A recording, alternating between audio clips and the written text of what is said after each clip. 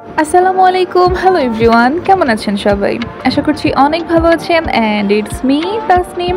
Welcome to my channel moonshine Tasnim.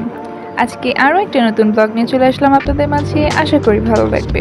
So let's get started.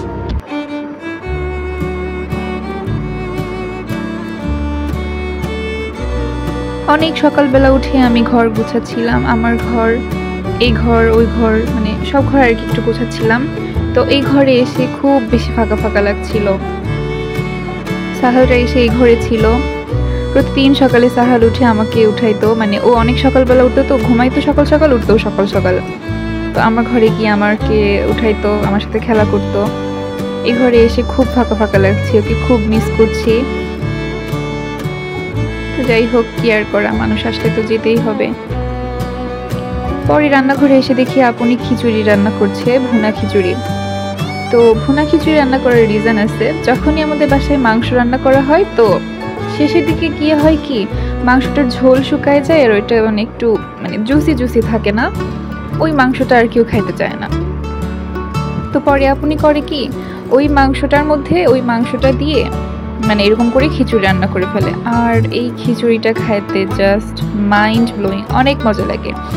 মানে নষ্ট হয়ে যাচ্ছিল মাংস, কেউ খাচ্ছিল না, পরে যখন এরকম করে খিচুড়ি রান্না করে দেয় তখন আবার সবাই খেয়ে নেয়, খুব মজা লাগে। মাংস রান্না করার মানে এভাবে খিচুড়ি রান্না করার প্রসেসটা খুবই ইজি। যে মাংসটা থাকে ওই মাংসর মধ্যে মেবি চাল টাল দিয়ে সব কিছু দিয়ে এরকম করে একটু কষায় নেয়, পরে কষায় নিয়ে এরকম মানে পানি ঢেলে দেয়। পানি ঢেলে দিয়ে আপনারা তো জানেনই খিচুড়ি রান্না করার প্রসেস আর কি, ওই মাংসটা আলাদা করে দেয় আর কি। তো এই তো আমি সকালবেলার আমার খাবার নিয়ে একটু টিভি দেখতে দেখতে খাবো ভাবছিলাম, তাই একটু টিভি দেখছিলাম। আর আমার মনটা খুবই খারাপ, এখানে এসেও আমি সাহালকে খুব মিস করছিলাম।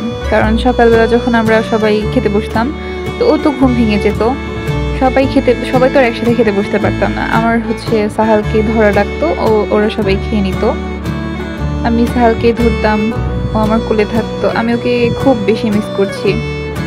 ছোট্ট একটা মানুষ অথচ মনে জায়গা করে নিয়েছে।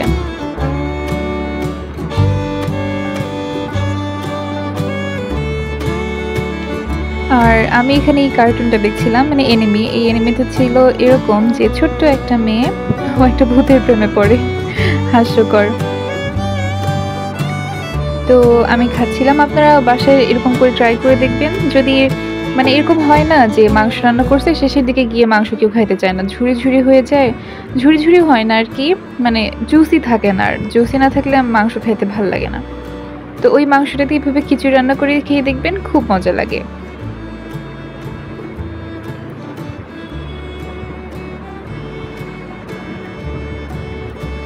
তো খাওয়া দাওয়া শেষ করে 11টা সাড়ে 11টার দিকে আমি এখানে আসলাম। হঠাৎ করে আমার চোখ পড়লো এই হ্যান্ড ওয়াশটার দিকে। তো এই হ্যান্ড ওয়াশের জারটার দিকে আমার চোখ পড়লো, দেখলাম যে এটা বেশ পুরনো হয়ে গিয়েছে আর এটা দেখতে একদমই ভালো লাগছে না। ভাবলাম এটাকে কিভাবে একটু নতুন করা যায়, কিভাবে একে একটু সাজানো যায়। তো দেখা যাক কি করা যায়, এখনও চিন্তা মাথায় আসেনি। তবে প্রথমে আমি হ্যান্ড ওয়াশটার গায়ে একটু পানি ছিল, পানিটা মুছে নিচ্ছি, কারণ আমি হ্যান্ড ওয়াশটার মানে জারটার গায়ে একটা সাদা কোট দিব, সাদা প্রলেপ দিব। তো আমি রঙের জন্য এই কি বলে এটার নাম, অ্যাক্রিলিক পেন্ট, হ্যাঁ অ্যাক্রিলিক পেন্ট ইউজ করি। এটা হচ্ছে 12 সেটের রং, আর আমি দামটা ভুলে গিয়েছি কত নিয়েছিল, মেবি 600, হ্যাঁ 600 নিয়েছিল।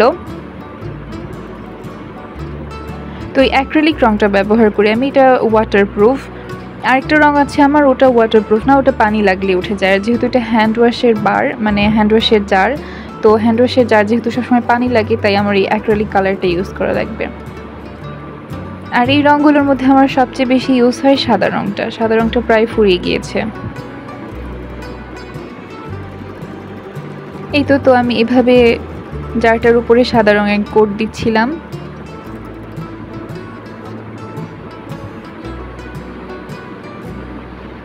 আমার কাছে সাদা রং খুবই ভালো লাগে, সাদা রঙে মনে হয় যে কেমন একটা অ্যাস্থেটিক ভাইবস আসে। তো রং যেহেতু শুকায়নি, শুকাতে সময় লাগছে, শুধু কোট দিয়ে রাখতে আজকে, পরে আমি এটার উপরে প্রিন্ট করব, সেটা আপনাদের সাথে শেয়ার করব ইনশাআল্লাহ।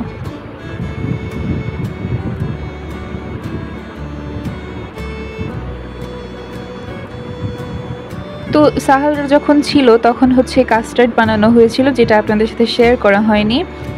আর কাস্টার্ড আমার খুবই পছন্দের একটা ডেজার্ট। কাস্টার্ড হচ্ছে আপনারা কারা কারা পছন্দ করেন জানাবেন। কাস্টার্ড বানানো খুবই ইজি, মানে বাসায় খুব বেশি ফল না থাকলেও কয়েকটা ফল থাকলেও বানায় ফেলা। যেমন আমাদের বাসায় অনেক রকমের ফল ছিল না, ছিল শুধু আপেল, মালটা আর কলা। এগুলো দিয়ে আমরা কাস্টার্ড বানিয়ে ফেলেছি। আর কাস্টার্ডটা খেতে খুবই মজা লাগে। এটা বানানোর প্রসেস খুবই ইজি। প্রথমে হচ্ছে কাস্টার্ড পাউডারটাকে দুধের সাথে মিক্স করে নিয়ে একটু জাল করে নিতে হবে, যেন কাস্টার্ডটার থিকনেস ঠিক থাকে। কাস্টার্ডের থিকনেসটা ঠিক হয়ে গেলে জালটা বন্ধ করে দিতে হবে। আর যেগুলো ফ্রুটস আছে সেগুলোকে কেটে নিতে হবে স্লাইস করে, ছোট করে।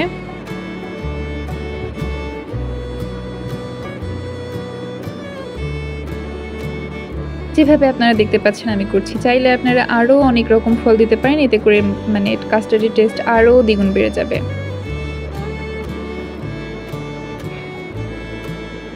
তো আমি এখানে সব রকম ফল কেটে নিচ্ছিলাম, পাশে আম্মা ছিল, খুব গল্প করছিলাম। সবাইকেই খুব মিস করছি, সাহালকে একটু বেশি মিস করছি।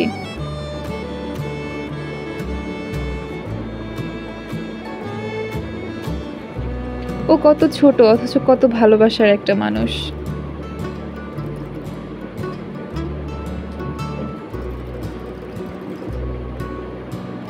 তো যাই হোক, কাজের কথায় আসি।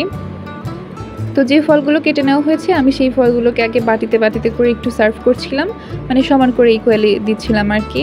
আমি বড় বাটিতে দিইনি, ছোট করেই বাটিতে আলাদা করে দিয়েছিলাম। আপনারা বড় বাটিতেও একেবারে সার্ভ করতে পারেন, পরে ছোট বাটিতে আলাদা করে সার্ভ করতে পারেন। আমি আলাদা করে সার্ভ করিনি, আমি মানে ছোট বাটিতেই। আমি যেহেতু অনেক বেশি বানাচ্ছি না, 5 জনের জন্য, তাই আমি 5টা বাটিতে আগে থেকে আলাদা করে ফল দিয়ে দিয়েছিলাম। আর এই যে কাস্টার্ড পাউডারটা, যেটা কাস্টার্ড পাউডার মিল্কের সাথে মিলিয়ে যে থিকনেসটা তৈরি করা হয়েছে, জাল করা হয়েছে, ওটার থিকনেসটা এরকম থাকলে একদম পারফেক্ট। তো পরে সবগুলো ফল আর কাস্টার্ড একসাথে মিশিয়ে আমি ফ্রিজে রেখে দিয়েছিলাম ওভারনাইট। পরের দিন সকালে এরকম কেক দিয়ে সার্ভ করেছিলাম। উপরে কেক দিলে অনেক মজা হয়। তো যাই হোক, আজকে আমার ভিডিওটা এখানেই শেষ করছি। দেখা হবে আবার নতুন কোনো ভিডিওতে। সে পর্যন্ত ভালো থাকুন, সুস্থ থাকুন। আল্লাহ হাফেজ।